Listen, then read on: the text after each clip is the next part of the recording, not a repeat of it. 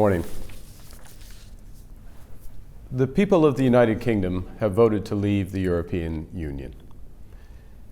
Inevitably, there'll be a period of uncertainty and adjustment following this result. But as the Prime Minister said just this morning, there'll be no initial change in the way our people can travel, in the way our goods can move, or the way our services can be sold. And it will take some time for the United Kingdom to establish new relationships with Europe and the rest of the world. So some market and economic volatility can be expected as this process unfolds. But we are well prepared for this. Her Majesty's Treasury and the Bank of England have engaged in extensive contingency planning, and the Chancellor and I have remained in close contact, including through the night and this morning. To be clear, the Bank of England will not hesitate to take additional measures as required, as markets adjust, and as the UK economy moves forward. Those economic adjustments will be supported by a resilient UK financial system, one that the Bank of England has consistently strengthened over the course of the last 7 years. The capital requirements of our largest banks are now 10 times higher than before the financial crisis. And the Bank of England has stress tested those banks against scenarios far more severe than our country currently faces. As a result of these actions, UK banks have raised over £130 billion of new capital and now have more than £600 billion of high-quality liquid assets.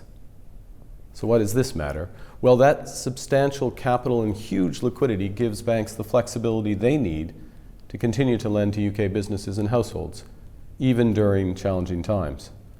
Moreover, as a backstop, and to support the functioning of markets, the Bank of England stands ready to provide more than £250 billion of additional funds through its normal market operations. The Bank of England is also able to provide substantial liquidity in foreign currency if required. And we expect institutions to draw on this funding if and when appropriate, just as we expect them to draw on their own resources as needed in order to provide credit to support markets and to supply other financial services to the real economy. In the coming weeks, the bank will assess economic conditions, and we will consider any additional policy responses. A few months ago, the bank judged that the risks around the referendum were the most significant near-term domestic risks to financial stability.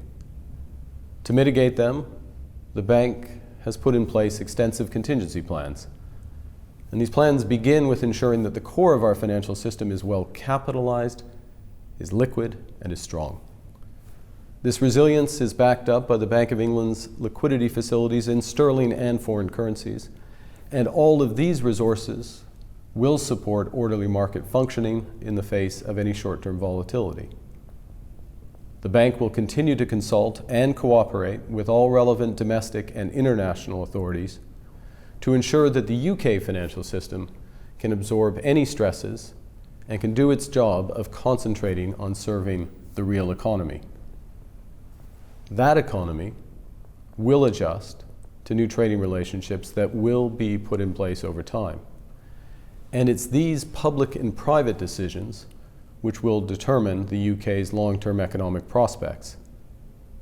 The best contribution of the Bank of England, the best contribution we can make to this process, is to continue to pursue relentlessly our responsibilities for monetary and financial stability. These are unchanged, and we've taken all the necessary steps to prepare for today's events, and in the future, we will not hesitate to take any additional measures required to meet our responsibilities as the United Kingdom moves forward. Thank you very much.